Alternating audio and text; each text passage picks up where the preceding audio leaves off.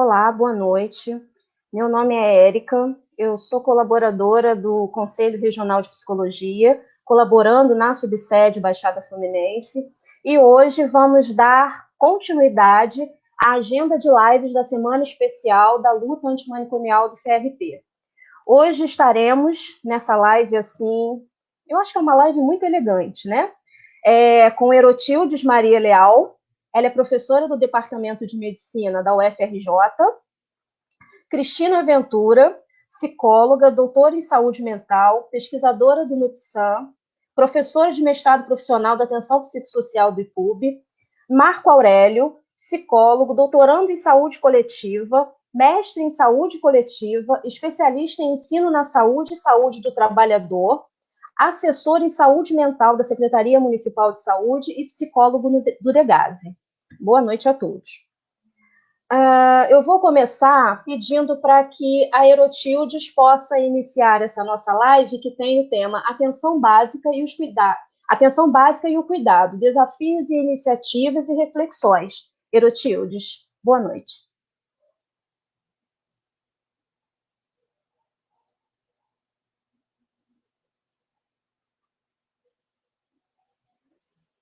Erotildes, seu microfone está fechado. Então, deixa eu começar de novo. Então, boa noite, Érica, Marco, Cristina. Queria agradecer ao CRP pelo convite de estar aqui com vocês conversando sobre atenção básica e o cuidado em saúde mental. Érica, quanto tempo eu tenho agora para falar? Não estou te ouvindo. Você está sem microfone. Eu sem microfone. Vamos começar com 10 minutos. Tá bom. Então, eu... Como já fui apresentada, eu sou professora da Faculdade de Medicina da UFRJ, do Departamento de Medicina em Atenção Primária, e lá minha área é saúde mental.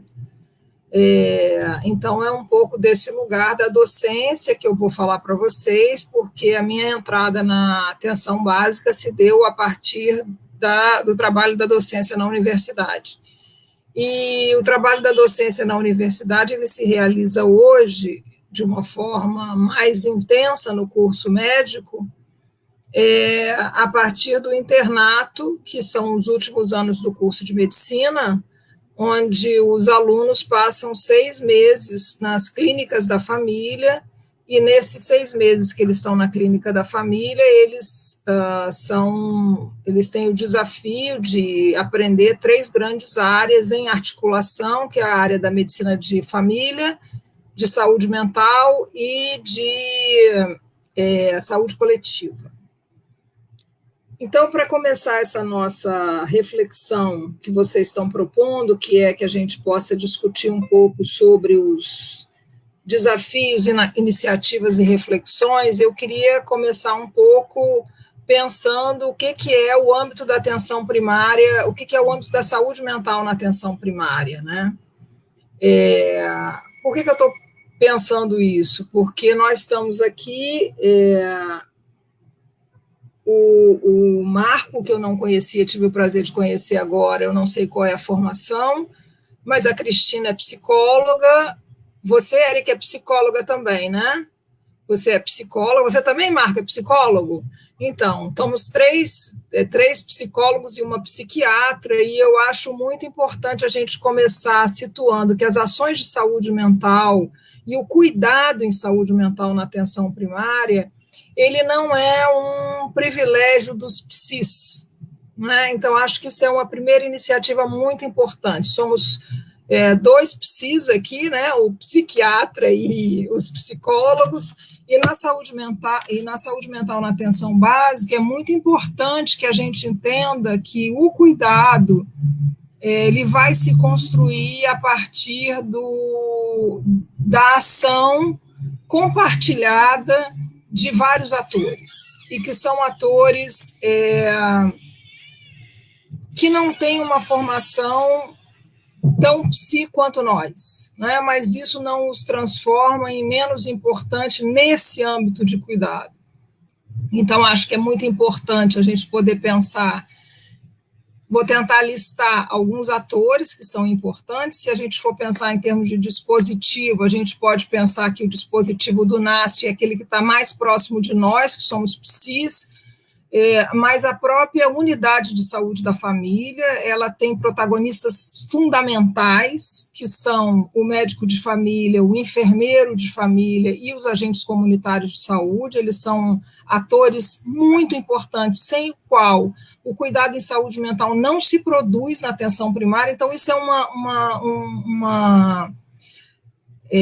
um aprendizado para quem era do outro lado quando chega na atenção primária, que eu acho que é fundamental. Então, para a gente construir efetivamente o cuidado em saúde mental na atenção primária, a gente tem que ter claro que tem que fazer isso de forma articulada e compartilhada com esses outros atores. Então, eu falei os atores da clínica da família, mas a gente tem outros atores também que vão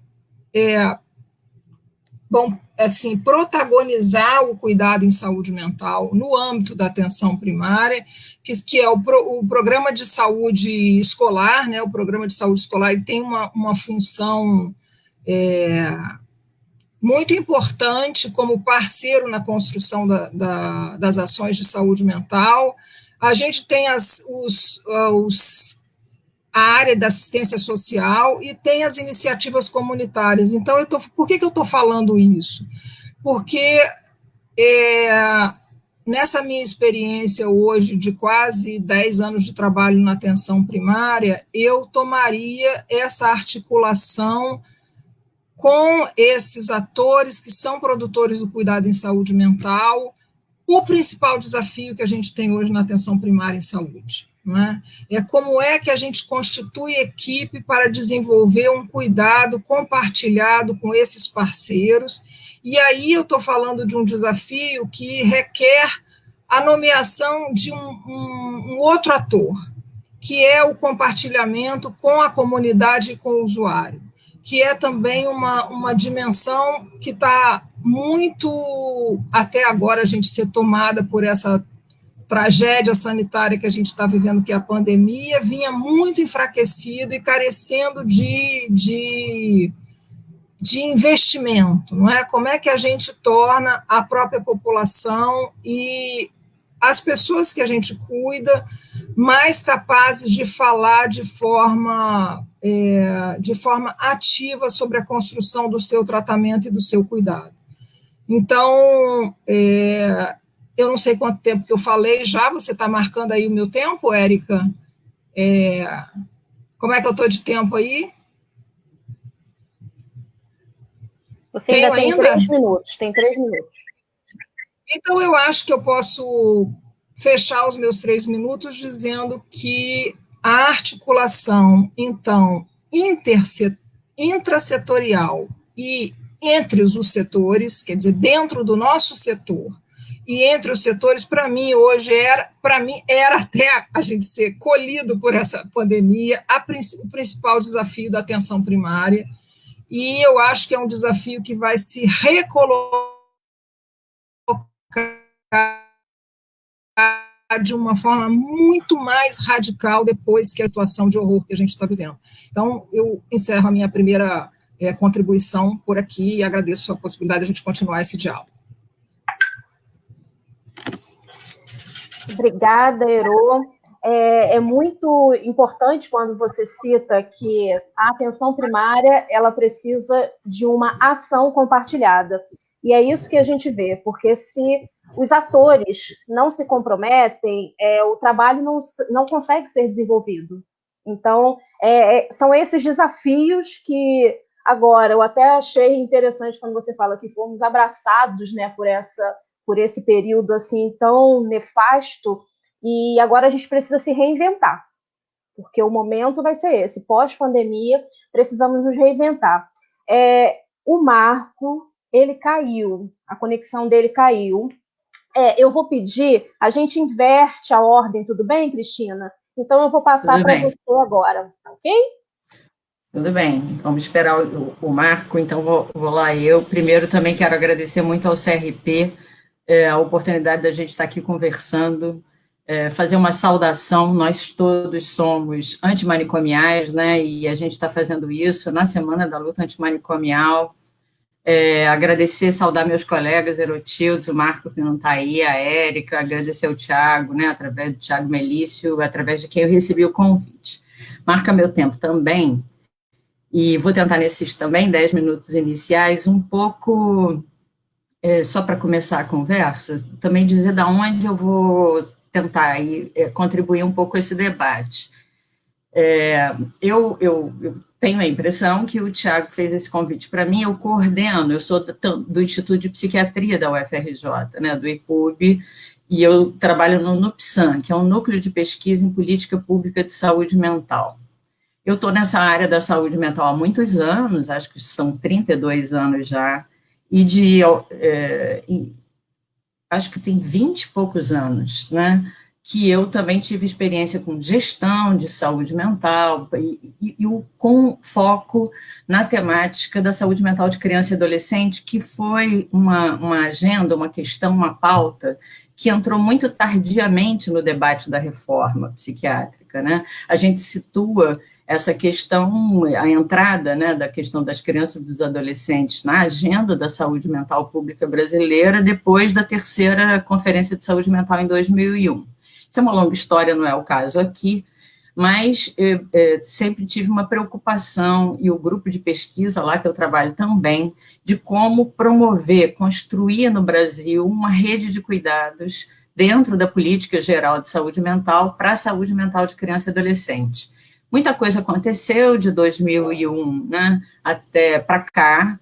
Eu vou situar meu tempo até 2016, quando a política pública estava efetivamente vigorosa e potente, e uma aluna nossa, Melissa Teixeira, que é uma pesquisadora hoje desse projeto que eu vou falar comigo, fazendo mestrado, sob a orientação do Pedro Gabriel, que é o coordenador do NUPSAM, eu fui co-orientadora dela, e a gente fez uma investigação para tentar entender, num território específico do Rio, que era aqui na Zona Sul, era só uma investigação, como é que se dava a articulação do CAPSI com a atenção básica. E essa pesquisa foi muito importante no sentido de dar um diagnóstico da situação que a gente considera, só uma consideração por enquanto, que é o que a gente detectou ali, aquele diagnóstico naquele território específico, pode ser aplicado a muitos outros territórios Brasil afora. O que foi mais ou menos? A gente detectou que havia uma fragmentação do cuidado, né, a articulação da atenção psicossocial com a atenção básica era muito incipiente, frágil, havia um desconhecimento entre os recursos de um certo território sobre intrasetorial e intersetorial, e havia, então, uma descontinuidade no cuidado de crianças e adolescentes. O que acontecia? Quando a gente se aproximou da atenção primária, atenção básica, o que pôde ser percebido foi uma invisibilidade do problema do sofrimento mental em crianças, né? Era mais ou menos assim, uma frase só para colocar como a gente encontrou naquela época. Isso foi o ano de 2014, né? A Melissa concluiu o mestrado dela em 2015.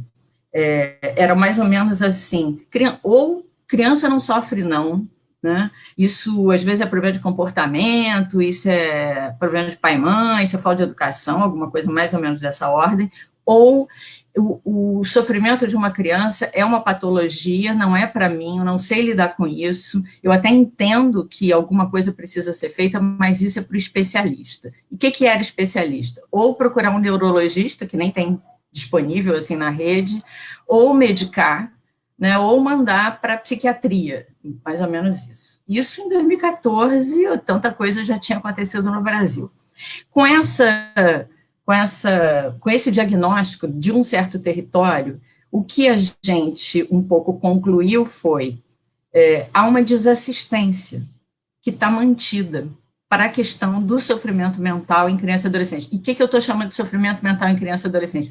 Não é só um menino, uma menina com um problema mental, um quadro constituído, autismos, psicoses, às vezes as pessoas reduzem muito, né, essa nomenclatura. Uma criança sofre, uma criança padece, uma criança tem angústia, uma criança se manifesta muitas vezes pelo comportamento dela, né, o seu mal-estar, por agitação ou por ficar muito parada, por dificuldade de aprendizagem, o abandono, a violência, as crianças estão muito abandonadas, né?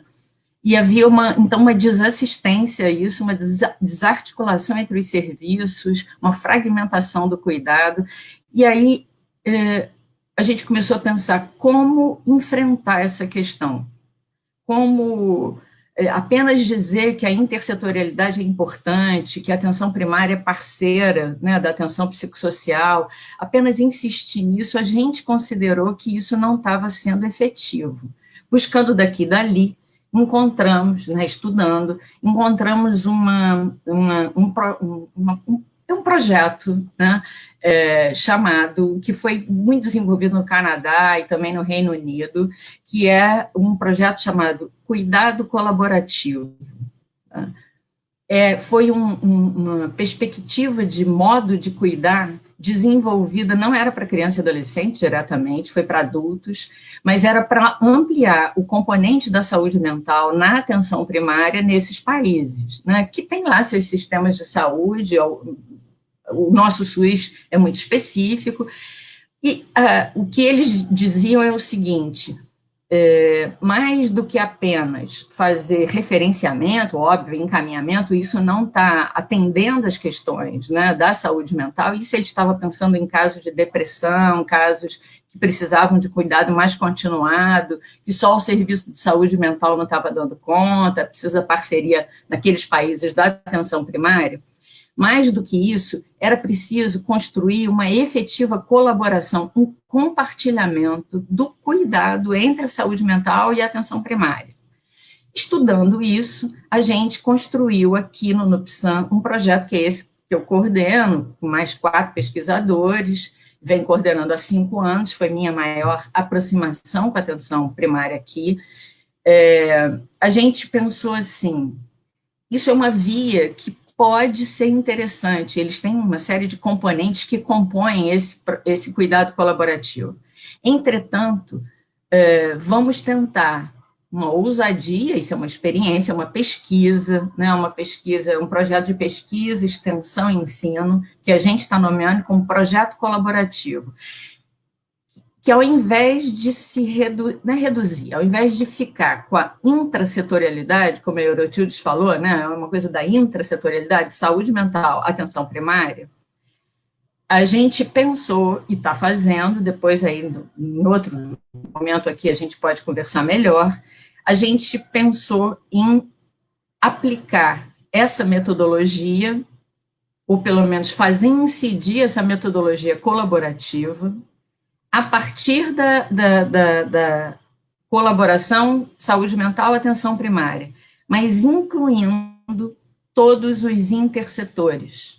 E meu grande sonho, eu sempre falo isso, não consegui ainda, é um limite do projeto que eu coordeno, porque a gente quis e não conseguiu, por N razões, depois eu posso falar um pouco. Nessa colaboração deveria estar também inserido a representação das crianças, dos adolescentes e dos familiares, ou seja, da comunidade. A gente ainda não conseguiu isso. Mas a gente vem, nesses 5 anos, trabalhando no que a gente está nomeando, isso é uma nomeação da pesquisa, em 3 territórios. Na verdade, são todos aqui bairros da Zona Sul, tá? A partir de 3 clínicas da família, que envolvem uma população tanto de asfalto, como a gente nomeia dessa forma, como de comunidade, e a gente tenta construir um compartilhamento do cuidado, uma corresponsabilização dos casos, compartilhamento de informação, que supõe digamos, um gerenciamento para que essa colaboração aconteça. Eu vou chegando aqui ao meu fim desse primeiro bloco, o que eu estou querendo dizer é o seguinte: Eu acho que um dos grandes desafios, e eu concordo com o Herotildes, assim, vamos ver como é que isso vai ficar nesse mundo, né, que virá um novo mundo, virá uma nova forma da gente construir vínculo e colaboração, mas o que mais importa para a gente, e que eu acho que é o principal desafio que a gente no projeto enfrenta, é uma certa, digamos, frágil cultura colaborativa e de compartilhamento que os diferentes setores têm. Eles têm muita vontade, mas não têm a régua e o compasso. Colaborar é o quê? Colaborar é só dizer, atende para mim, Érica, esse caso, porque eu estou precisando de ajuda. Não, isso não é uma colaboração, isso é uma parceria, isso é legal, isso é bacana, mas isso não constitui uma colaboração. Aí, para encerrar mesmo agora essa primeira fala, eu vou dizer assim, o projeto colaborativo tem nos ensinado uma coisa que a saúde mental sabe há muito tempo, mas isso ficou mais evidente. Não há colaboração sem território. E território é sempre, não é só espaço, território é um pequeno espaço vivo, tá, de vida. Então, eu trabalho num território que tem 3 comunidades, né, na mesma área da cidade do Rio de Janeiro, Zona Sul. Um modo de vida numa comunidade não tem nada a ver com o outro. É muito diferente. O modo de expressão da violência, o modo de sofrimento, o modo de solidariedade ou de ausência dela entre a comunidade. Então, colaboração requer território, requer regularidade da presença viva, da atenção psicossocial no território, e a gente faz isso a partir da atenção primária. Então, o nosso pé de apoio para construir um território colaborativo é a atenção primária, mas a partir dela vão se somando, e a partir da necessidade dos casos, né? Os casos são nosso grande, digamos assim, mote para construir a colaboração. Vão se somando escolas, creches, CRAs, CREAs, num certo território que a gente trabalha, tem muita ONG que é parceira. A gente faz reunião toda semana. Agora a gente está fazendo reunião, por exemplo, toda semana. A gente continua colaborando. Então, só para fechar, a minha aproximação maior com a atenção primária vem se dando, com a atenção básica, né, como a gente chama aqui, vem se dando a partir da necessidade de incluir a questão do sofrimento, do problema mental de criança e adolescente como um problema relevante, como um problema que necessita de alguma de uma tomada, de uma visibilidade, de uma tomada de responsabilidade por todos os parceiros, mas também pela atenção primária, o que é muito difícil, né? As crianças e os adolescentes estão, não sei qual verbo usar, muito ainda invisíveis nessa particularidade de sofrimento mental nos diferentes segmentos, mas também na atenção primária. Depois a gente conversa mais. Ok, Cristina, obrigada. Eu vou pedir assim, vou acrescentar um pouquinho, até a Rogéria está falando sobre isso. Você fala que esse projeto ele ainda está setorializado, né? Porque ele ainda está ali apenas na Zona Sul. Agora você imagina lançar esse desafio em todo o estado, porque seria uma reflexão, né? Seria uma iniciativa e territorializar isso através do Estado seria algo muito importante, porque crianças e adolescentes ainda estão marginalizados, invisibilizados, e a gente ainda tem uma certa dificuldade desse cuidado, né, para as crianças e adolescentes. Mas agora que conseguiu o retorno, né, muito obrigada, Cristina, a gente retoma. Marco Aurélio, agora é com você. Boa noite. Primeiramente, queria agradecer aí ao Conselho por esse convite, de estar aqui participando desse debate. É uma honra e já fui muito, né, desculpa aí ter caído, enfim, problemas aí de conexões, mas eu peguei um pouco da fala da Herotildes e também da Cristina e estou muito afetado pelas duas falas, mas pelo meu duplo vínculo, né, eu sou psicólogo da Secretaria Municipal de Saúde, eu atuo como articulador de saúde mental, né, prestando assessoria numa das áreas programáticas do Rio de Janeiro, na 51, mas eu também sou psicólogo do DEGAS, eu acompanho na saúde mental adolescentes em medida socioeducativa. E a fala da Cristina Ventura, quando ela fala desse sofrimento da criança e do adolescente, ela me toca porque eu observo que muitos desses adolescentes que estão na invisibilidade pela questão da marginalidade e também pela questão do sofrimento psíquico, eles só conseguem, muitas das vezes, acessar o SUS quando ele chega num sistema socioeducativo, principalmente numa unidade de internação.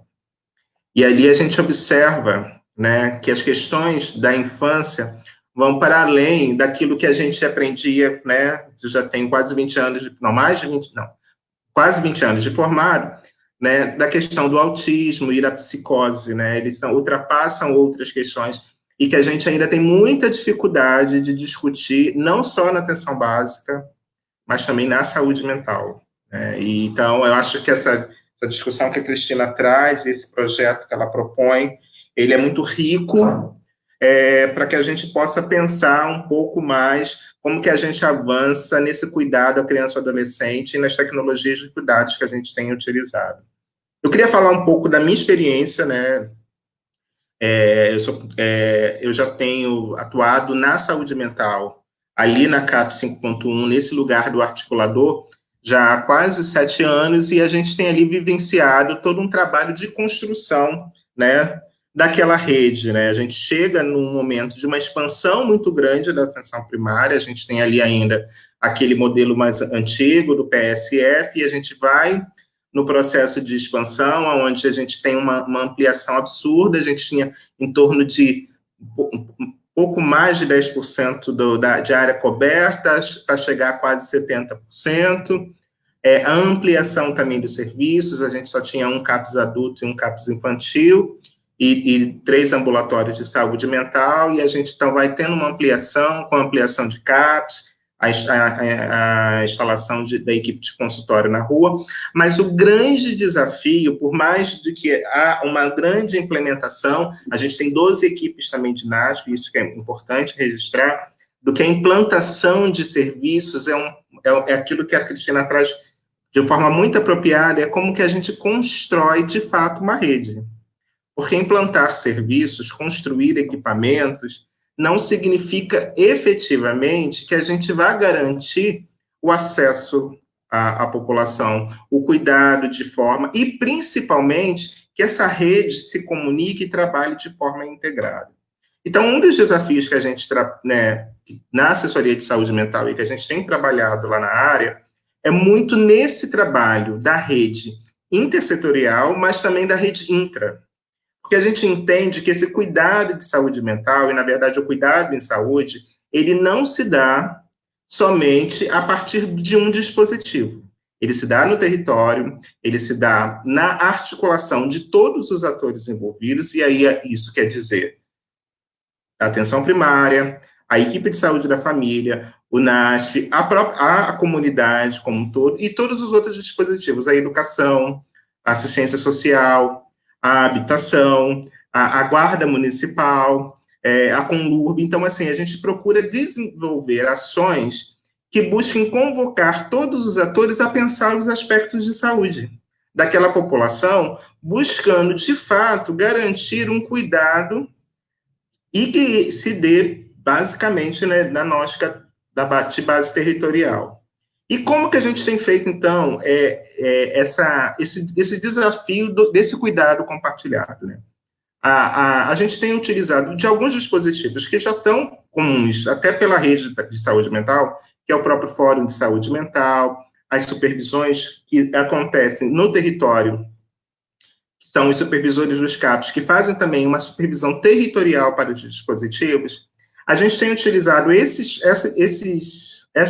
encontros para também estar trazendo a rede ampliada para a discussão de casos. A gente entende que essa discussão ela não pode acontecer somente a partir do dispositivo de saúde.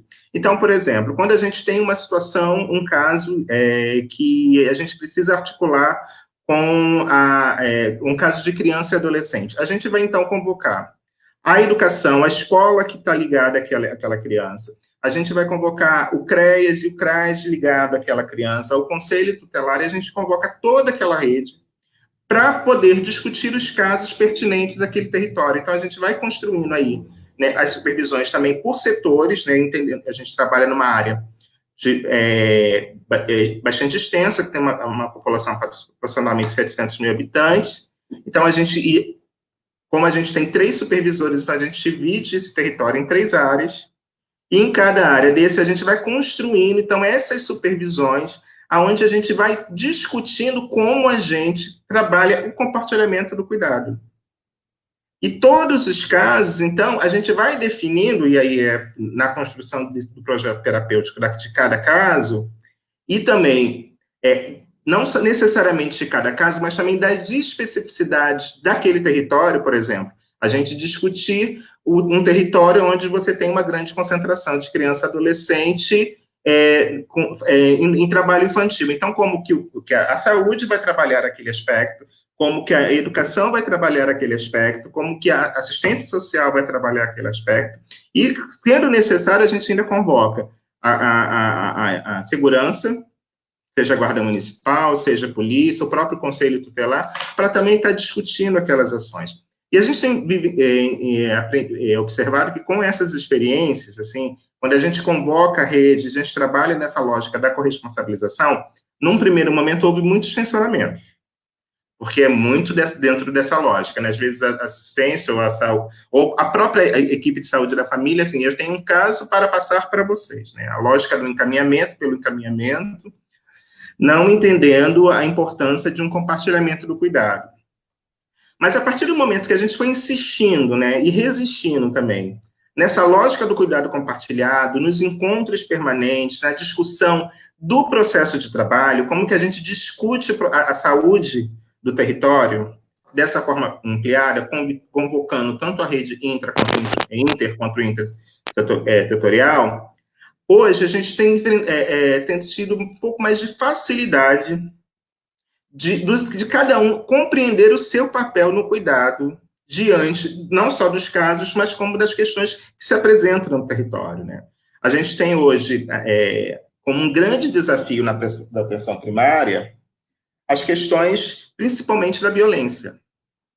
As violências intrafamiliares, né? Violência sexual, violência contra a mulher, contra idoso, e em especial, assim, algo que tem chamado a nossa atenção e tem sido um processo constante de trabalho de toda essa rede, é a questão da violência provocada, né, dos suicídios, da automutilação. São questões que a gente tem se debruçado e buscado construção de cuidados, entendendo toda a especificidade desse público, né, e que muitas das vezes não requer somente o cuidado daquela criança, daquele adolescente ou daquele adulto, mas também do entorno, porque as questões, às vezes, do suicídio passam por outras questões sociais que também precisam ser olhadas e que também precisam ser contempladas. Então, a gente tem investido muito lá na área, nesse processo de construção de rede, de articulação, a gente entendendo que a articulação ela é muito importante para que a gente consiga garantir, né, esse cuidado integral, esse cuidado compartilhado. A gente tem vivido isso hoje de uma forma muito intensa, principalmente nos desafios que a gente se apresenta agora, em função da pandemia, do Covid-19. Como a gente consegue ter braços e pernas para continuar cuidando quando a gente muitas das vezes não pode estar presencialmente. Como que a gente consegue conversar com a rede, e principalmente com o território, como que a gente avança também nas questões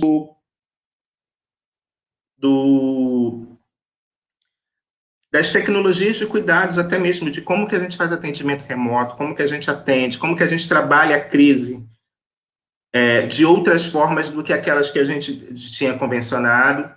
Então, essas são algumas discussões que a gente tem buscado provocar para os trabalhadores e para a rede inteira, porque a gente entende que saúde mental ele não é específico somente do CAPS ou do ambulatório, mas ele é algo que perpassa toda a rede. todos nós temos um olhar e um cuidado sobre essa população, que passa por aspectos de saúde e de saúde mental. Enfim, eu queria trazer um pouco dessas provocações, dessa minha contribuição, assim, falando um pouco dessa, como a gente tem aí trabalhado um pouco lá no nosso território. Obrigada, Marco Aurélio. Eu peço desculpa, caiu a internet, eu fui para o celular, vamos ver se a gente vai indo, mas hoje o negócio é difícil aqui, desculpa. Não, vai dar tudo certo, o importante é que você voltou. O Marco Aurélio traz uma colocação que a saúde mental, ela perpassa toda a rede, né? E quando falamos quando a Aerotildes fala sobre o cuidado, uma ação compartilhada, a gente precisa compreender isso que acontece. A saúde mental, ela perpassa toda a rede. A saúde mental, ela não é única e exclusivamente do CAPS, ela não é única e exclusivamente da psiquiatria, ela perpassa toda a rede. Então, essa articulação, essa ação compartilhada do cuidado, quando a Maria Cristina também fala da rede de cuidados para criança e adolescente, então a gente está falando de uma rede que e o Marco Aurélio ainda fala muito bem também, que não adianta só você construir redes, construir dispositivos, você também vai precisar dar a possibilidade desses acessos para a população a esses dispositivos. Então, assim, a gente agora pode voltar vamos manter aquela ordem que a gente iniciou, para, assim, que vocês pudessem falar sobre, agora, o que cada um teceu seus comentários, e tivemos ali um comentário também da Ângela, que ela falando que a rede é ampliada e vai para além da saúde. Então, que vocês pudessem também compartilhar as suas reflexões nesse momento, tá? Vou começar pela Aerotildes. Então, todo mundo está aprendendo esse negócio de conversar por aqui, né? Uma coisa meio complexa. Mas eu fui tentando aqui anotar coisas que foram sendo provocadas pela fala da Cristina e do Marco, e eu fiquei pensando que, se a gente for pensar no nosso território, porque eu acho que essa ideia do território ela é muito fundamental, e tomar como território para a gente hoje a cidade do Rio de Janeiro, para a gente pensar a saúde mental na atenção básica, a gente tem que lembrar que só entre 48% a 49% da nossa população tem, de fato, cobertura de saúde da família.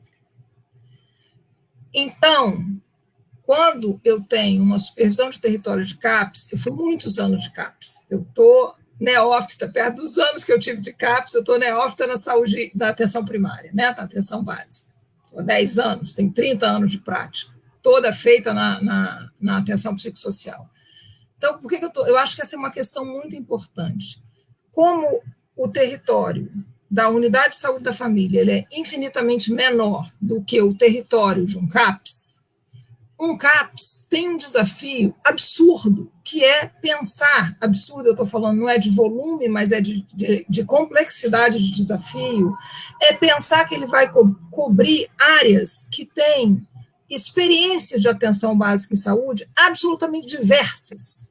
Então, ele tem, numa grande angular, 2 blocos. Um bloco que é coberto pela saúde da família, que é uma realidade, e um bloco que não é coberto pela saúde da família, que são os antigos postinhos, onde você tem médicos especialistas, quando tem, e vacina. Se você vai aproxima a sua lente para a saúde da família, você também tem 2 grandes universos.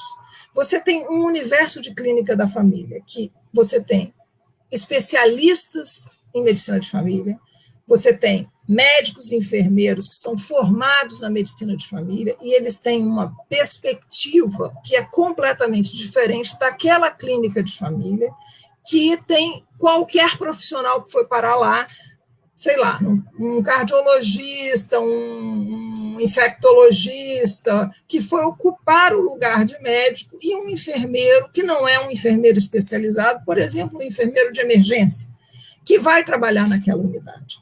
Por que eu estou falando isso? Porque eu acho que isso é um desafio sobre o qual a gente tem que se dedicar, porque O primeiro desafio, daqueles que eu trouxe para vocês, que a gente precisa pensar, é quem são os parceiros. Porque para eu construir cuidado compartilhado, eu preciso saber com quem eu estou compartilhando. Então, acho que essa leitura ela é central, e essa leitura vai ter uma inflexão direta sobre a questão que, para mim, é fundamental, que o Marco colocou, que é a questão do acesso. Acesso está relacionado a isso, a forma como a rede se organiza, não é? Então, uma rede que está organizada, atenção básica em saúde, no modelo antigo dos postinhos, ou no modelo de uma clínica da família, que você tem especialistas, não especialistas em medicina de família, cuidando, muito mais fazendo um pronto atendimento rápido e não pensando nos atributos da atenção primária em saúde, você vai ter outro desafio para o acesso, outro desafio para a construção do cuidado em saúde. E aí, só para encerrar, eu queria dar um exemplo de uma das clínicas que eu estou na 10. Eu trabalho num território que é muito tranquilo num certo sentido e muito difícil no outro sentido. A 10, vocês sabem, vou fechar aqui que o panelaço começou. A 10, vocês sabem, ela não tem CAPS. Então, é um território com uma grande dificuldade. Mas essas clínicas onde eu estou, tenho o privilégio de ter profissionais especializados em saúde da família, médicos e enfermeiros especializados em saúde da família. A presença do NASF também não tem NASF. Tem, não posso dizer, nessas clínicas que eu estou, tem NASF, não 10, mas não nas clínicas que eu estou, e nessas clínicas que eu estou, a universidade tenta dar um apoio em alguns lugares. Bom, a gente tem feito um pouco a função, aspas, NASF, mas o que eu queria contar? Eu pude, por exemplo, testemunhar um atendimento a um paciente no território, feito por um médico de família, que durou 6 horas na casa da pessoa. E eu fiquei, essa era uma aluna minha, foi aluna minha na graduação, ela já estava fazendo residência, eu fiquei pensando, quando que eu tive, de dentro do CAPS, essa possibilidade de fazer um tipo de atendimento assim, por causa da questão que eu acho que você colocou, Cristina, que é a questão do território. Ela pôde ficar esse tempo todo e construir esse atendimento desse jeito, claro que com o apoio da pessoa que era o articulador do território e tudo mais, para ver o que ia fazer, porque ela tinha uma relação estabelecida de intimidade com aquela mulher e com aquela família.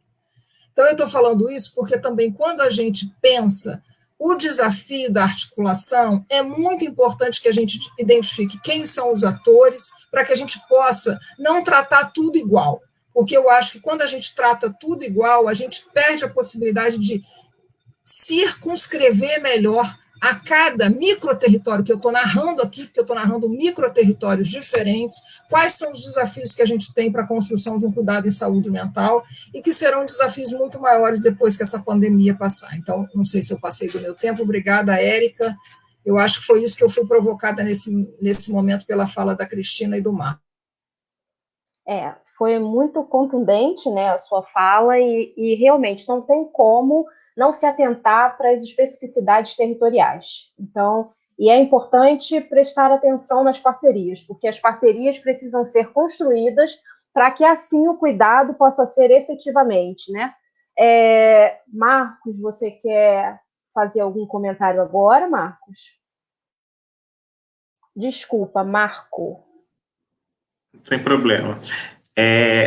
Assim, eu acho muito, muito interessante que a Herodes traz, porque, na verdade, a gente observa assim que, por exemplo, nós temos 26 clínicas da família, na verdade, 26 unidades de saúde, que alguns são do modelo postos de saúde, e se eu for pensar um trabalho de saúde mental, em cada unidade é de um jeito diferente, porque você tem que considerar esses diferentes fatores. A questão do próprio território, uma questão que às vezes a gente não coloca no cenário, mas que ela é também importante, que é a questão dos atores locais, dos atores armados locais, a dificuldade daquela população acessar aquele território ou não. A própria formação, e a gente vive um momento hoje, né, no Rio de Janeiro muito complicado, a gente passa aí por vários momentos de mudanças de trabalho, e que a gente perde uma quantidade importante de trabalhadores, e de médicos, de enfermeiras, de profissionais do NASF, e que são até, em parte, substituídos, mas que a gente retoma novamente todo um processo de formação, de construção dessa rede, de compreensão qual é a forma como a gente vem trabalhar, né, nessa perspectiva do compartilhamento do cuidado. Então, a gente observa, né, que esse exercício dessa rede e de alimentar essa rede, ele é permanente, né, num processo de educação permanente, mas que cada vez mais tem sido um desafio frente, porque hoje a gente não tem só o modelo da clínica da família, como é hoje o modelo Rio, da ESH, e o modelo do posto de saúde. A gente tem vários outros modelos, né?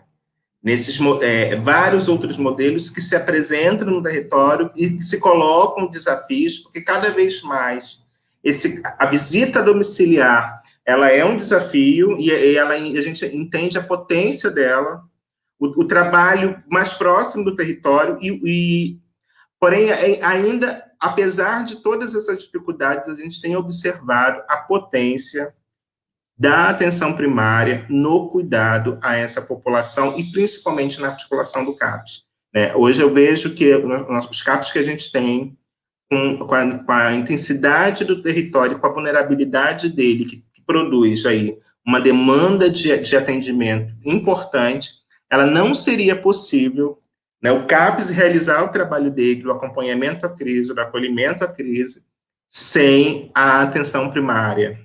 Principalmente porque em determinados territórios o CAPS não chega sozinho. Ele só consegue entrar com a presença do ACS, que é um ator estratégico, que é um ator fundamental, e que ele não é só aquele que facilita o acesso, mas é aquele que conhece aquela população, é aquele que muitas das vezes é que vai conseguir fazer a intervenção, principalmente naquele momento da crise, é aquele que muitas das vezes vai medir altos conflitos para que o CAPS consiga entrar, ou para que a ambulância consiga entrar. E a gente hoje tem observado que esse trabalho que a gente tem buscado fazer, de fazer com que essa rede ela converse e que ela se conheça, e por isso a gente investe muito num trabalho de supervisão por territórios, para que essas pessoas se conheçam, construam laços, e a partir disso eles estabeleçam um cuidado que se dê a partir daquele território, não por algo que a gente vai impor pela CAP ou pela secretaria, mas que ele vai ser construído ali a partir daquela realidade. E, apesar de muitos desafios que ainda se operam, né, que a gente tem vivenciado, mas a gente tem tido aí respostas muito positivas, né, desse trabalho que a gente tem aí buscado construir. Obrigada, Marcos. Falar sobre essa possibilidade, né, da articulação da rede através dos agentes comunitários de saúde é extremamente relevante, né, porque eles também são mediadores, né, eles às vezes até são conciliadores para a entrada do serviço nos determinados territórios, né. Cristina, vou passar para você agora. Então, vou seguir aqui esse debate, vou fazer uma pequena provocação, vamos lá ver se a gente vai seguindo, e eu depois explico o que eu estou querendo dizer com isso. Eu acho que a gente devia combinar entre nós de não nomear grandes populações como sendo um território. Falar em microterritório já ajuda mais, né? Por exemplo, tomar o Rio de Janeiro como um território, acho que isso não ajuda a potencializar e a retirar consequências reais da noção de território, tão importante para a atenção básica, tão decisiva para a atenção psicossocial. E se a gente tem a ideia, né, de que território é, como diria o Milton Santos, espaço humano habitado, né, tem as marcas culturais, especificidades do modo de viver e de sofrer de cada um, talvez isso facilite, eu tenho percebido isso nesse projeto que eu coordeno, porque eu aqui sou a única que não estou diretamente ligada, como serviço direto que eu faço é um projeto de pesquisa, de extensão, mas é um projeto. Então eu tenho muitas limitações por conta disso, né? Assim como a gente tem muitas potencialidades pelo fato de ser um projeto, né? A gente consegue, às vezes, fazer coisas que, se a gente está estritamente dentro e que é necessário dentro do âmbito da gestão, às vezes a gente não consegue.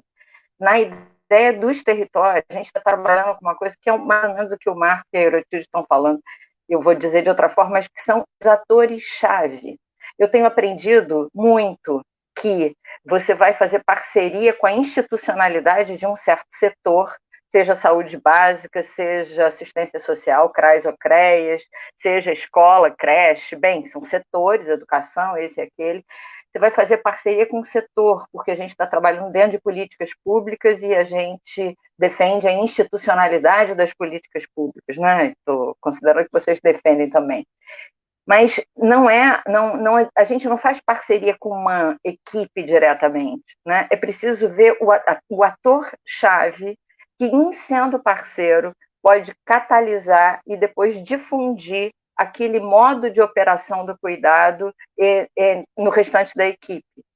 E eu tenho aprendido, tenho achado que, se a gente começa de uma forma mais, aspas, minimalista, que de minimalista ela não tem nada, mas mais de minimalista, o principal parceiro na atenção básica, porque, por exemplo, existem clínicas da família aqui no Rio com 8, 10 equipes que têm, né, vários agentes comunitários que são atores decisivos. Para mim, assim, a gente tem trabalhado muito com os agentes comunitários, enfermeiros, médicos de família, os NASFs todos, mas às vezes tem um ou outro que é aquele que pega a parceria, né, pega no laço, a questão da atenção psicossocial, que não é uma questão simples, a saúde mental não é uma questão tão simples assim, né, para potencializar, para transformar, para fazer, de alguma forma, com que a atenção básica também não se sinta totalmente sobrecarregada.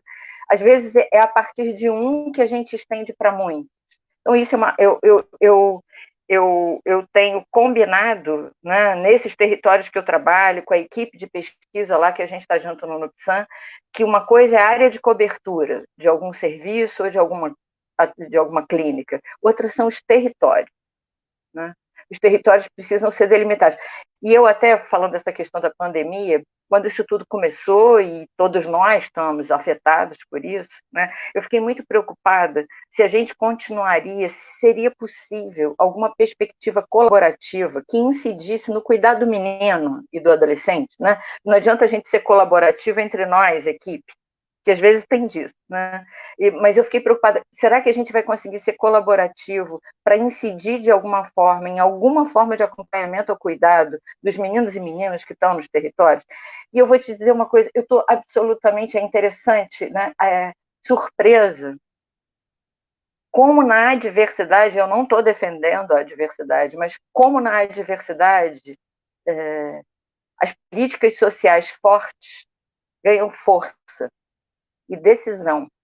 Está tudo muito difícil, é óbvio que tem um impacto enorme, mas, por exemplo, só para dar um exemplo, num território que a gente trabalha, uma mãe com 2 filhos autistas, moradora de comunidade, muito pobre, né, o CAPCI está fazendo um contato, eu acho até mais regular do que fazia, através de videochamadas para a família, para os meninos.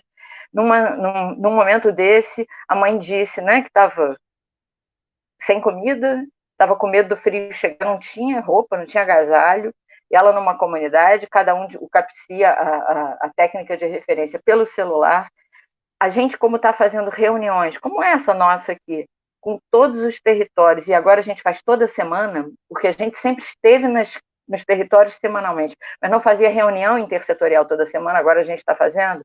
Em 2 dias, a gente conseguiu comida, cesta básica, roupa, agasalho, o menino está vendo, fala com um técnico de referência, alguns meninos estão ficando mais calmos em casa, outros meninos estão ficando mais agitados. A colaboração, ela vai se fazendo mais potente, ela vai se fazendo mais... Mas isso tem a ver com o território. Eu não conseguiria fazer isso com uma extensão enorme. Em cada território, quais são os atores-chave? que conhecem mais profundamente os meninos, porque além dos ACS, que a maioria são moradores, né, dos territórios, existem outras, a gente faz parceria com a comunidade, com ONGs ou com pessoas moradoras da comunidade, que são grandes parceiros e ajudam no cuidado e no enfrentamento disso. Então, voltando aqui, acho que tem uma questão do território que a gente tem que nomear de outro jeito. Palavras, né, criam mundos, e eu acho que território foi uma noção que virou mais retórica que efetivamente foi potente para nós da saúde mental, e ela é decisiva. Sem território a gente não vai, e a atenção primária também, mas para nós da saúde mental é decisiva. E acho que tem uma questão de levantamento, de descoberta dos atores-chave que são mutáveis, né? O território é muito vivo. Então, uma hora você tem uma potência de arrumação com o CRAS ou com a creche, noutra hora é com a clínica da família, noutra hora é com... E é preciso acompanhar isso. Mas aí, só para também encerrar essa rodada agora também, eu também considero que nós, da saúde mental, a gente lida com uma questão, com uma matéria, com uma questão humana, que não cabe na ordem das coisas, né? Não cabe na ordem social, não cabe na ordem. E é preciso arranjar formas de inclusão social que serão sempre uma construção permanente. Estou falando isso para dizer o seguinte: por mais que a gente amplie a nossa parceria intersetorial, há uma responsabilidade que nos cabe e que nos caberá para sempre. Isso não quer dizer que a gente é especialista e a gente vai cuidar sozinho. Não sei se eu estou conseguindo me expressar, é exatamente ao contrário disso. Mas a gente tem um mandato, né, social, que é um mandato que precisa ser inscrito para sempre e a cada vez, sempre que a gente trabalha e faz parceria. Isso nunca terá fim. Eu não acho que isso é um fracasso nosso, eu acho que é da estrutura do nosso mandato essa permanente busca de que os diferentes modos de sofrimento têm lugar. Na questão da criança e do adolescente, isso é muito mais... O Marco estava falando do Degasse, que eu acho que é uma dívida histórica que a gente ainda tem da saúde mental de criança e adolescente, né? Que é um problema não enfrentado ainda, a gente nem tocou, né, de uma forma mais consequente, mas eu acho que mais ainda em criança e adolescente, a questão de que isso tem que ser inscrito, dito, reafirmado para sempre, fica mais evidente. Então, eu acho que território, atores-chave e a nossa presença não é nossa, minha, sei lá, da Érica, da Erotiza, do Marco, é a inscrição da atenção psicossocial, da saúde mental, os princípios, né, que a reforma psiquiátrica nos deu, a inscrição eterna disso nos territórios e nas relações entre setores, esse trabalho eterno é o nosso trabalho efetivo. Isso é uma via que não terá fim. E eu não acho que isso seja o fracasso do projeto. Isso é exatamente o mandato do nosso projeto. Acho que isso é uma coisa importante, porque já vi muita discussão, né, e teve uma época que se fazia, para mim, um falso dilema, se saúde mental e atenção básica havia uma competitividade, vão perder a especificidade da atenção psicossocial se, sei lá, se a atenção básica também for porta de entrada.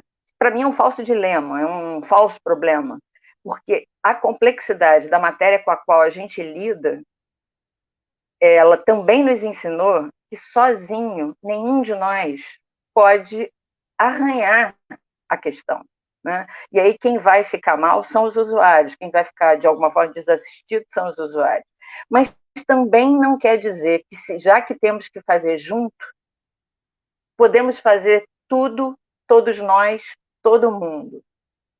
Tem um balanço que vamos precisar encontrar entre a parceria, a colaboração, o compartilhamento e a sustentabilidade dos mandatos públicos de cada um desses setores. Isso acho que não é uma coisa simples, acho isso complicadíssimo. Acho que nenhum de nós teve formação para isso. A questão da formação, todos nós 4 aqui estamos ligados à universidade, acho que é uma responsabilidade também da universidade, que também ainda não está equacionada de todo jeito, né? Acho complexo, mas eu acho possível. Então, queria ver se vocês concordam ou não comigo que o território tem que ser uma coisa pequenininha, a torre que ele é hoje pode não ser amanhã, mas a gente está sempre que buscar, e que o nosso trabalho é um trabalho que ele terá que ser construído sempre. Mas isso é a efetividade dele. É mais ou menos. Obrigada, Cristina. É a construção para que ele seja efetivo, né? A construção constante. Constrói, constrói, constrói para a efetivação dele. Só esclarecer aqui. Sabe uma frase que se falava muito, né? A gente da saúde mental. Eu não posso fazer nada porque não tem rede. Eu não posso fazer nada porque, sei lá, falta não sei o quê. Sim, tem que ter rede, tem que ter serviço implantado. Aqui no Rio, esse desastre da desmontagem da atenção básica da saúde mental operada pelo governo é um desastre, né? E a gente tem que lutar contra isso. Mas mesmo se tivesse tudo isso funcionando muito bem, mesmo assim, a rede nunca está pronta, né? Ela tem um quê de construção para sempre.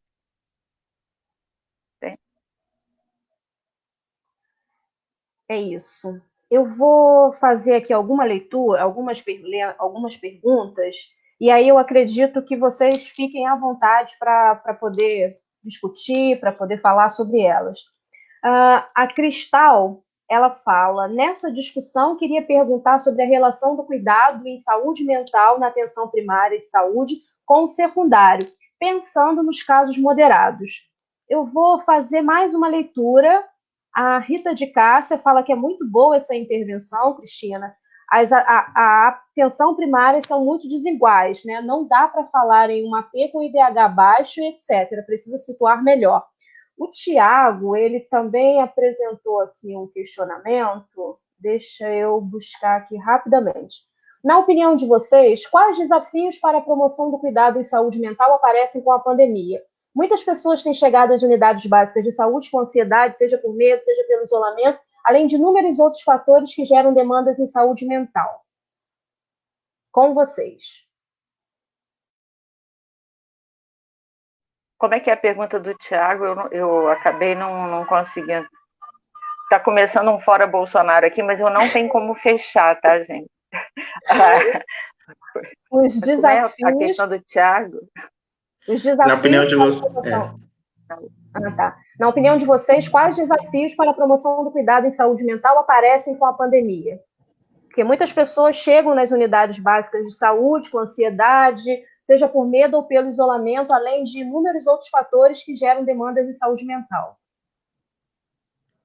Assim, eu podia falar um pouco de como que a gente tem vivenciado isso lá na CAP 5.1.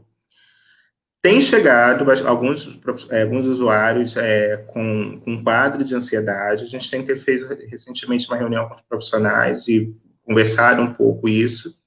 Mas surpreendentemente, esse número ainda não é tão significativo. Algum outro caso que às vezes chega com aparentemente com sintoma de Covid, mas que na verdade é um quadro de ansiedade, em função do medo.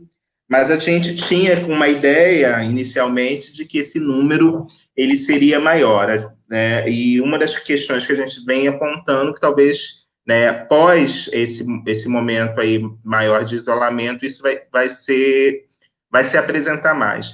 Mas a gente também observa que, na verdade, apesar de a gente não estar tendo um isolamento como se gostaria que tivesse, as pessoas não estão indo muito às unidades.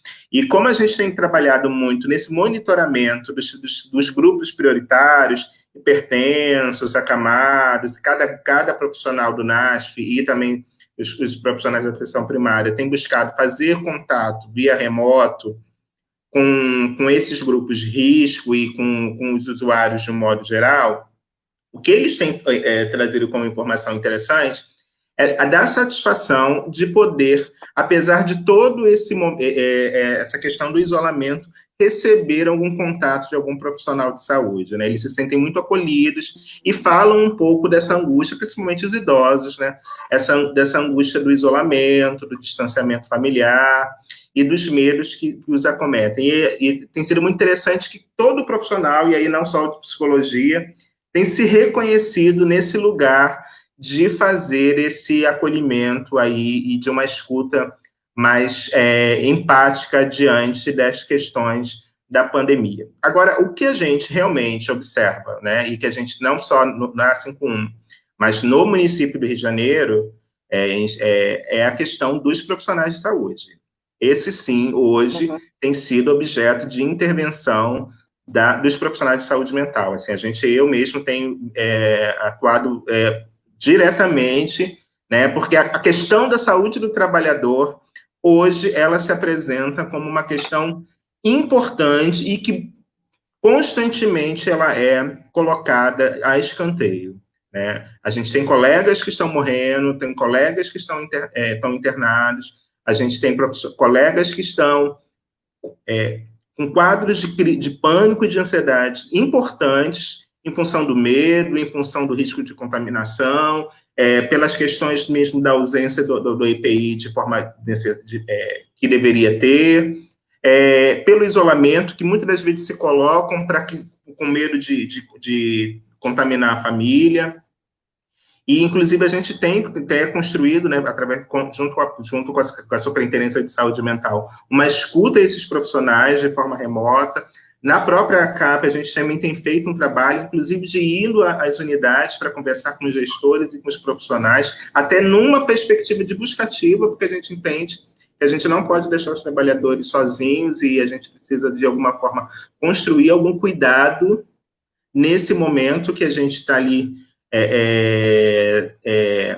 vivendo, vivenciando. Então, hoje, o que a gente tem aí de forma mais significativa é um cuidado com os profissionais de saúde, porque estar na linha de frente para eles tem produzido um sofrimento que a gente tem visto as consequências, mas que a gente ainda tem aí com perspectivas consequências maiores, né?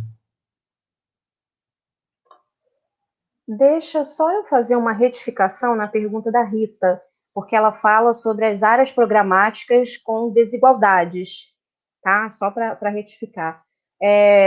Erotildes ou Cristina? Byron. Tanta coisa, né? Tanta coisa. Vou começar pela última pergunta. Depois queria... Bom, vamos lá. Eu fico pensando se... eu gostei muito dessa pergunta, porque quando ela faz uma pergunta sobre a promoção do cuidado em saúde mental, eu acho que ela marca um território que é nos jogar luz para um campo do sofrimento que está fora das categorias diagnósticas. E eu acho isso muito importante nesse momento. Eu acho que se a gente descrever tudo o que está se passando como ansiedade, depressão e transtorno de estresse pós-traumático, coisa parecida, a gente vai ficar muito distante da experiência vivida nesses territórios.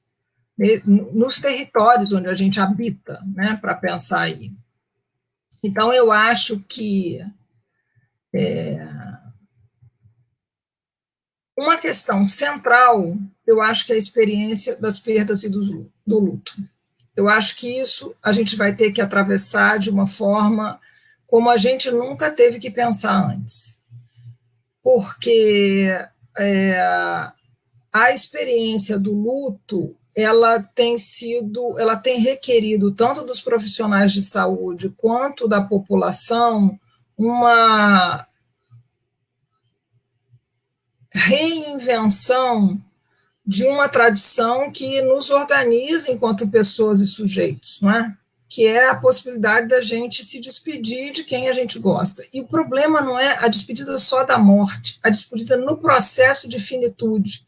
Você não tem como ir visitar uma pessoa que está morrendo, seja por qualquer razão. Então, acho que isso vai recolocar várias questões para a gente. A outra questão que eu acho que é fundamental, que aparece como forma de aflição também, que eu estou chamando aqui num jeito leigo, a uma coisa de angústia, é a recolocação da questão do corpo. Isso de você não poder abraçar as pessoas, de você não poder abraçar as pessoas, você não poder abraçar a sua avó, uma avó não poder abraçar o seu neto, um pai não poder abraçar o seu filho quando encontra, isso, assim, essa exigência que eu acho que gera muito nos trabalhadores uma sensação que é descrita de uma forma que eu acho assim muito dura de ouvir. Eu ouvi isso de um trabalhador de atenção primária me dizendo: eu me sinto um ser radioativo. E essa experiência do ser radioativo, eu vou contar, estou contando, porque eu acho que ela tem uma conexão com uma outra experiência que eu ouvi, quando eu comecei a ouvir as demandas de saúde mental nas unidades de atenção básica, e que eu cheguei para uma médica de família que eu gosto muito e perguntei: como é que está sendo para você receber essas pessoas que chegam achando que estão com Covid e que elas não estão com Covid, elas estão com ansiedade, né? Ansiedade como sintoma, elas estão com medo de estar com a doença, e aí o Joel falou uma coisa que eu achei muito bacana: a angústia, para se resolver, ela tem que se transformar em medo, porque você localiza, e isso é fácil para o nosso aparelho psíquico lidar, é melhor do que lidar com a angústia da morte que está colocada e que é mais difícil de lidar. Bom, o Joel é o mestre de todos nós, ele nos ajuda a pensar, né? Mas essa médica me deu uma resposta surpreendente. Ela falou: você sabe que eu me sinto empaticamente conectada com esses pacientes que chegam assim, porque é justo o que eu estou sentindo. Eu estou em pânico. Então, quando eu atendo um paciente que está assim, isso me tranquiliza. Eu achei essa narrativa incrível, porque, diferente do que eu imaginava, que era a produção de uma distância, ela referia à produção de uma empatia absurda, uma empatia que ela estava tomada por uma conexão ali, por essa experiência. Então, eu acho também que isso traz uma dimensão que coloca um certo elo na relação aí cuidador-paciente, que é uma questão que a gente vai ter que pensar muito. E eu acho que o medo do contágio, ele é uma questão que vai nos conectar trabalhadores com usuários, né? E eu acho que é uma conexão dura, triste. Então, estou falando dessas coisas que foram as que me ocorreram, como é que a gente enfrentar esse tipo de coisa, a questão da violência, que a gente sabe que está crescendo. Eu hoje ouvi um relato de uma pessoa me dizendo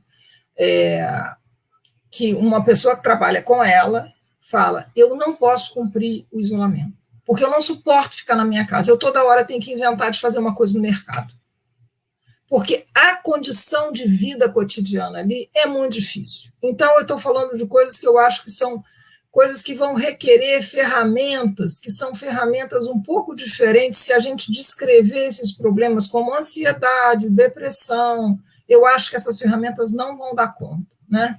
Aí, para pensar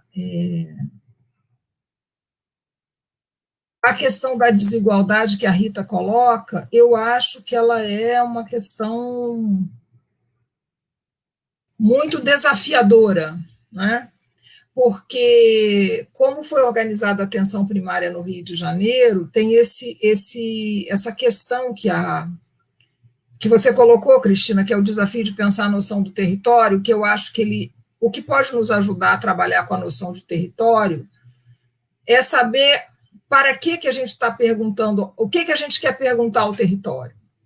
Porque eu acho que também a gente trabalhar com uma noção de território num CAPS, por exemplo, um CAPS que cobre 200 mil, ele tem que se fazer essa pergunta sobre qual é o seu território. E para ele se fazer essa pergunta, ele tem que reconhecer as diferenças desse território. Então, vai ser importante essa noção, mesmo que ela não seja a noção pequena ali de perto que você está propondo. Mas estou falando isso porque eu ia falar da minha clínica, por exemplo. A minha clínica tem 7 equipes.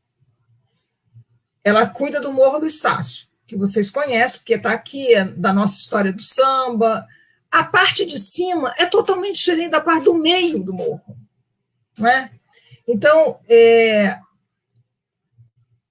Por que eu estou falando isso? Para pensar também o cuidado nos territórios de maior vulnerabilidade, ele também é desafiante porque esses territórios também não são monolíticos. É isso que eu queria dizer. Então, quando você pensa no Morro do Estácio, ele não é um bloco só, ele não é uma coisa só, ele é diverso. E a clínica, a equipe de saúde da família, ela é capaz de recortar com uma lupa essa diversidade. Mas para a gente pensar o planejamento e o próprio processo de trabalho, talvez a gente precise de uma outra lente. Então, eu acho que essa lente de aproximação e afastamento, ela é importante, né? E a relação com o cuidado secundário, eu acho que também passa por esses desafios de como se organiza a rede que nos cobra. Eu não vou falar muito disso, mas como eu estou num território em que o único recurso de saúde mental, não posso dizer que é o único, a gente tem alguns recursos, ele tem um ambulatório e tem o CPRJ. Mas a forma de articulação com esses recursos, ele é muito desafiante, porque o CPRJ ele tem o seu território visto por uma grande angular, e nós que estamos na unidade, a gente tem um microterritório, então como é que a gente vai fazer conversar essas duas coisas? Então, acho que por outro lado, a gente tem experiências que são de parceria, com grande dificuldade, mas de parceria, por exemplo, o CAPSI, que é de outra área, que cobre a nossa área, atendendo casos mais difíceis. Então, acho que é uma coisa de costura, e que a gente tem que ir pensando que variáveis são necessárias para a gente poder ir fazendo essa costura. E as variáveis seriam que agulhas e linhas a gente tem que usar para ir tecendo essa colcha. Então, acho que era isso que eu queria dizer, comentando um pouco assim, e não da mesma forma todas as perguntas, porque elas são perguntas muito importantes e que dão muito assunto para conversar por muito tempo. É verdade, Herotildes. Obrigada. Agora eu vou passar para a Cristina. Não, só para continuar essa conversa, que essa conversa é boa, né? Eu também acho, Herotildes, assim, vamos manter um certo tensionamento sobre a ideia de território, né? Sobre a importância dele para deixar 1000 territórios, quantos territórios nos nossos territórios, né? Mas voltando à questão que o Tiago colocou da questão da pandemia, também para compartilhar uma experiência, eu acho que a gente não tem hoje condição de responder a isso, né? Quais são mesmo as questões que estão vindo no bojo dessa experiência que está atravessando a humanidade inteira, né, gente? A gente tem que parar para pensar isso. De uma hora para outra, pelo menos podemos falar dessa forma, o planeta teve que se recolher, né? Mas, bem, eu tenho atendido, né, e tenho atendido muito até. E uma coisa que está me surpreendendo, eu atendo uma garotada pré-adolescente, adolescente, e essa semana isso me impactou muito, porque tem essa dimensão que a Herotildes falou também, estamos nós todos vivendo uma experiência, né, muito que nos afeta, para a qual nenhum de nós tinha preparo, não é isso? Eu também, eles também, mas bem, uma coisa que me chamou muita atenção e muito dos garotos que eu recebi, não sei, então não estão chegando nos serviços dessa forma, nem na atenção primária, tá?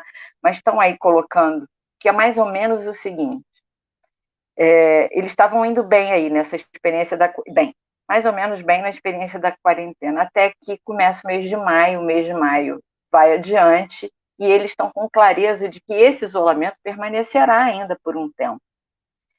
E começa a haver uma experiência de um certo desamparo, radical quase, e é um desamparo que se coloca de quem tem pai e mãe, na figura inclusive do pai e da mãe, na figura, um garoto falou para mim, mesmo que daqui a um ano eu possa sair de casa, todo mundo seja autorizado a sair de casa, eu só vou sair 6 meses depois.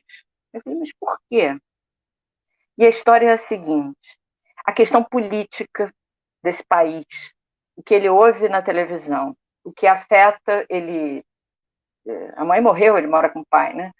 O que afeta a família, o pai dele, o que ele está ouvindo nas aulas, que tem que fazer um pouco pela escola, coisa e tal, dá a impressão seguinte: ninguém está falando a verdade, ninguém está ajudando. Uns dizem que é dessa forma, outros de outra, então quer dizer que ninguém sabe nada. E eu tinha, quando tudo começou, a esperança de que os grandes cientistas do mundo iam descobrir o jeito de isso passar. Ou seja, no começo da experiência dele, ele depositou num outro, aí que ele chama de cientistas, dizendo assim: eu não estou desamparado, né?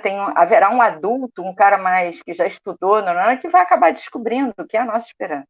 Hoje, ele não tem mais. Aí eu comecei, eu ouvi essa semana coisas mais ou menos desse tipo, de 5 meninos entre 14 e 16 anos. Então, eu acho que uma das questões que a gente vai enfrentar, não talvez dessa forma colocada, mas que talvez vá enfrentar, né, nos nossos serviços, nas comunidades com as quais a gente trabalha, é uma experiência de um desamparo que é diferente do nosso desamparo constitutivo desde sempre. Né? Então, eu acho que a gente vai ter que ficar atento a isso. Qual é o nosso lugar como operador de política pública que deveria transmitir uma certa via de um Estado que é capaz de cuidado e não de tutela, que é capaz de cuidado, de proteção e não desse absurdo todo da violência. Nós, como representantes disso, vamos poder dizer assim, apontar para alguma perspectiva, né? Para algum ponto adiante, para que essa garotada possa ter algum ancorador. Eu acho que isso vai acontecer. Agora, só para colocar uma questão, eu tenho feito aquele curso que a Fiocruz está oferecendo de Brasília, né, sobre saúde mental e atenção psicossocial, e tem lá a Débora Noal, que é uma pessoa que tem muita experiência, trabalhou na África com ebola, coisa e tal. Ela diz isso: no primeiro mês e até o terceiro mês de uma pandemia, ou de uma epidemia, ou de um desastre humanitário, mais importa a população saber que existe uma possibilidade dela se dirigir, tipo telemedicina ou atendimento à distância, do que efetivamente ela vai procurar. Tudo começa a partir do terceiro mês. Vamos ver, né, entre nós. A gente está chegando ao fim, né, do terceiro mês. Estamos chegando ao fim do terceiro mês e estamos chegando também no fim desse momento tão importante que tivemos aqui, né?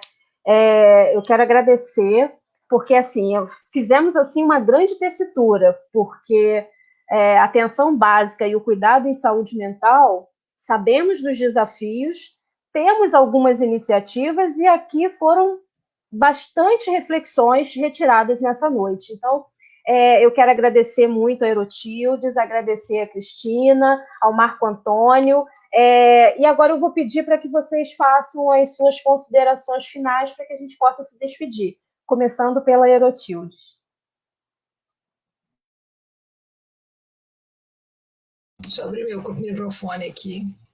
Bom, queria agradecer, mas queria dizer, pensando na sua fala, o Marco, da questão da saúde mental do trabalhador, e do trabalhador aí eu vou focar no trabalhador da atenção primária, porque hoje eu ouvi uma narrativa, hoje não, ontem, da clínica onde eu estou, que eu fiquei muito impactada, e que eu acho que é uma narrativa que vai requerer uma solidariedade de nós todos, porque estamos todos nesse barco, então como é que a gente vai se fazer solidário?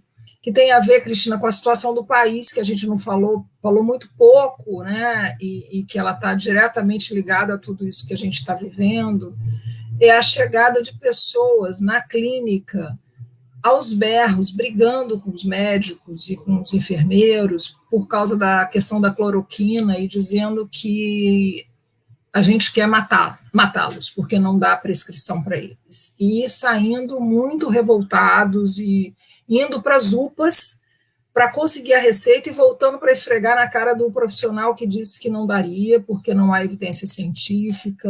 E por que eu estou falando isso? Porque eu acho que só há... Tudo isso que a gente está vivendo é um horror, certo? A gente está vivendo uma tragédia. E que eu fiquei pensando, tô com essa questão na cabeça desde que eu li esse relato, e fiquei pensando, talvez o nosso única saída de humanização de nós e dessas pessoas que chegam desse jeito, seja pela angústia e pelo medo. Não há outro caminho nesse momento, quer dizer, estamos os dois do lado de lá e de cá compartilhando esse horror que a gente está vivendo junto. Então, acho que a gente tem, como trabalhadores da saúde mental, achar um caminho que nos facilite ou nos ajude a estar junto nesses dois lados da balança. E eu acho que a saída vai ser poder, de fato, enfrentar em nós esse horror e esse medo. Então, acho que, se é que tem algumas... Isso ainda que eu estou falando é muito ainda primário, isso não está construído como uma ideia, mas eu tenho pensado nisso, como é que porque também a gente não pode desumanizar esse sujeito que chega querendo uma receita de cloroquina, porque o que ele está querendo é sobreviver. O que ele quer é uma garantia da sua vida, né?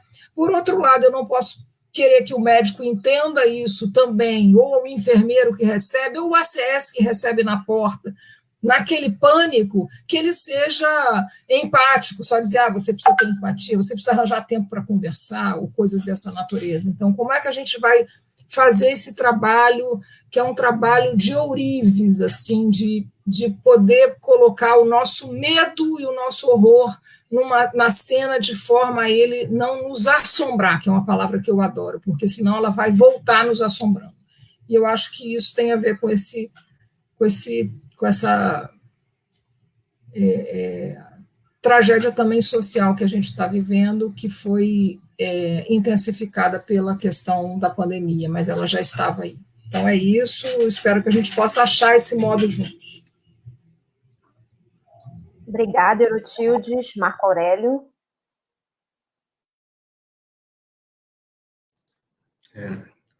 Eu queria também agradecer o convite, acho que é sempre muito gratificante, né, poder participar de um debate, pensar um pouco de como que a gente está construindo o nosso trabalho.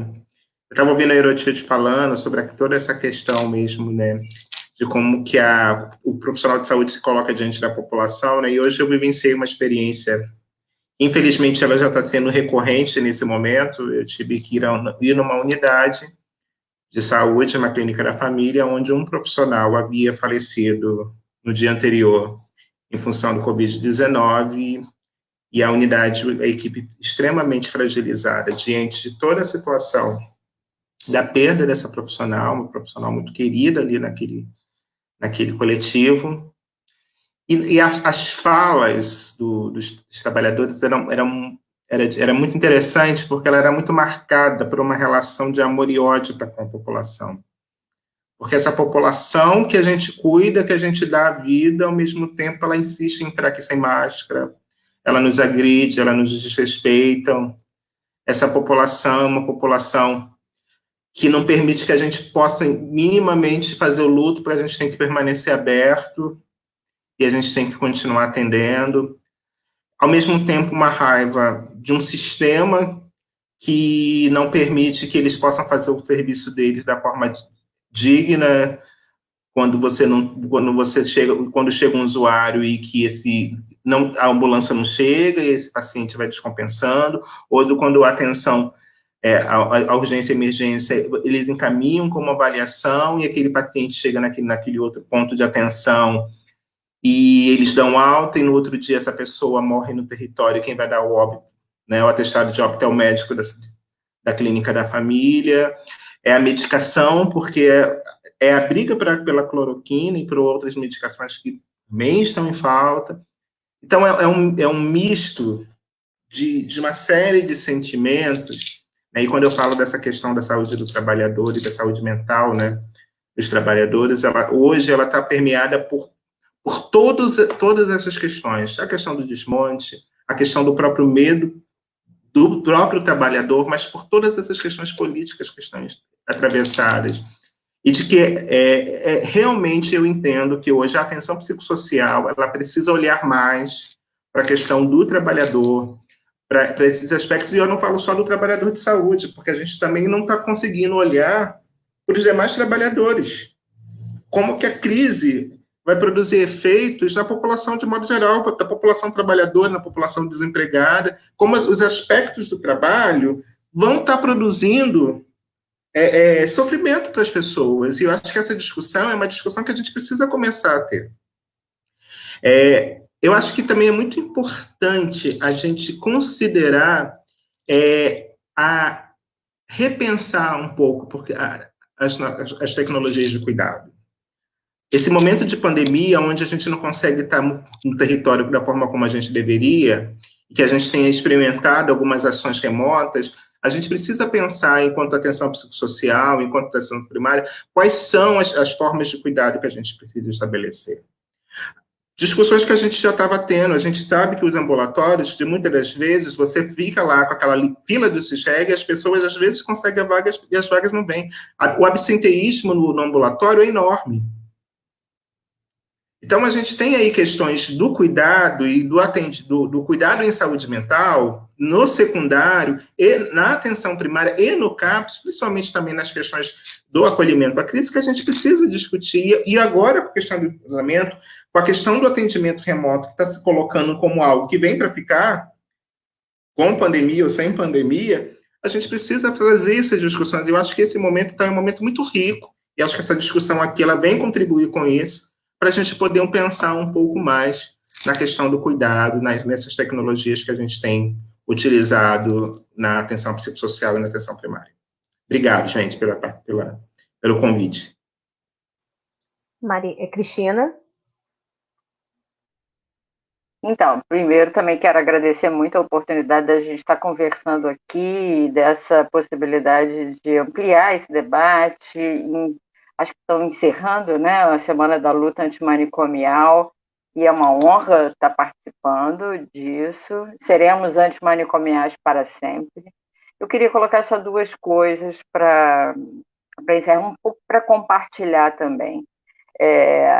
Eu tenho pensado também muito nisso, assim, acho que todos nós estamos com muito medo, né? O medo nos é comum, né? Sejamos nós que estamos aqui, o povo que está lá, o outro que pede cloroquina, o outro que fala Bolsonaro, está todo mundo com medo. Eu também estou com muito medo. Mas acho que a gente tem que ter um certo pacto entre nós de uma decisão por viver.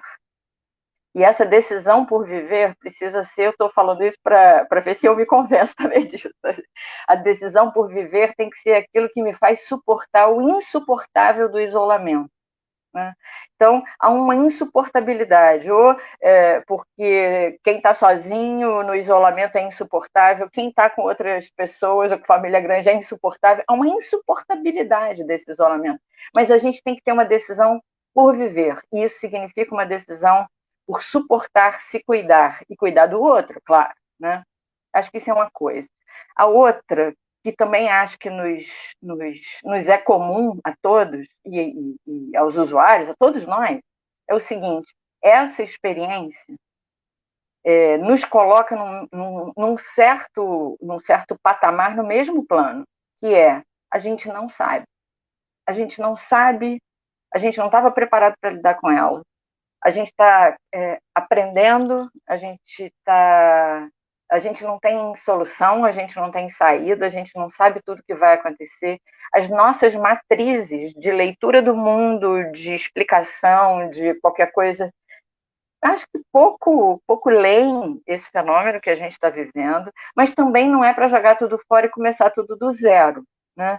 Então, por exemplo, eu acho que conversas como essa, como acho que o CRP tem feito, tantas lives, eu sei até que tem live demais, né, que estão acontecendo por aí, mas eu mesma, que às vezes a mim cansa um pouco, cansava antes, né, ficar vendo coisas no celular, YouTube, sei lá o quê, eu estou uma consumidora dessas coisas, porque uma vontade de pensar junto, de estudar, de compartilhar, de trocar, né? No caso, aí, para usar o termo do projeto que eu coordeno, um pouco de esperar a colaboração e ver se posso colaborar também, porque é isso que vai dar um pouco de sentido à vida. O que a gente está fazendo trancado e até quando? Né? Mas tem que ter algum desejo de viver. E eu acho que um desejo também, quem sabe, tudo isso que a gente está passando, com aquilo que a gente aprendeu um pouco, mas não tomando aquilo como matriz de leitura final, a gente volte a conversar muito. A gente que começou essa história aí da reforma, 30 anos atrás, a gente conversava muito, a gente estudava muito, a gente falava muito, a gente pensou muito, né? A gente se divertiu muito também. E acho que estava meio perdido. Quem sabe, eu estou querendo ser esperançosa hoje, sexta-noite, nem sempre eu estou, mas quem sabe isso pode ser uma das possibilidades para a gente enfrentar isso. Agora, acho que vai ser muito sofrimento, muita dor, muito desamparo, inclusive pela situação política que a gente está vivendo. Então, vou pedir super licença a vocês, e os meus vizinhos aqui, eu fechei assim, fecham ali, fora Bolsonaro, né? Fora um governo que faz e que age como está agindo, e que um pouco do que vi hoje é capaz de, dentro da institucionalidade democrática da República Brasileira, dentro de uma reunião ministerial, falar o que fala, agir como agiu, pronunciar as palavras que pronunciou. A gente precisa aí ouvir as pessoas.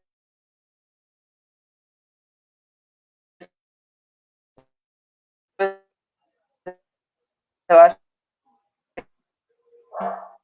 vai aprender muito, e tomara que a gente... Obrigada, Cristina. Obrigada, Eu não estou Erotilde. mais ouvindo. Obrigada, Marco Aurélio.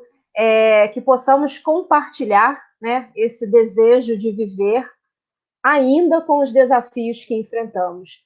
E para aqueles que nos acompanharam, agradecimentos, e continuem acompanhando, porque a semana de lives, a agenda de lives da semana da luta antimanicomial, que é uma agenda especial, ainda terá atividade amanhã. Teremos uma live ainda amanhã. Obrigada a todos. Uma boa noite. Érica, posso falar uma última coisinha para quem está nos ouvindo? Ainda dá tempo? Sim. Eu queria só dizer para vocês que a gente está desenvolvendo um projeto que já está na rua, um projeto de recolha de histórias de trabalhadores nesse período da pandemia. E é um espaço para que a gente possa contar o que a gente está vivendo, contar o vivido, como uma certa ação também de cuidado, de fazer um certo registro disso que é esse inimaginável que a gente está experimentando. Então, o projeto se chama Pousos e Pausas, e é você só ir lá e visitar e contar a sua história, não é? Uma forma, então, da gente ir construindo uma memória e também uma certa ação de cuidado, porque quando a gente conta história, a gente se reconhece, pode repensar quem somos nós, onde estamos e para onde queremos chegar. Então, queria compartilhar com vocês essa iniciativa de publicizar essas experiências que a gente está tendo e poder guardá-las para nos ajudar a ir construindo o futuro. Pousos e pausas. Obrigada, Erotildes, por compartilhar. Obrigada a todos. Uma boa noite.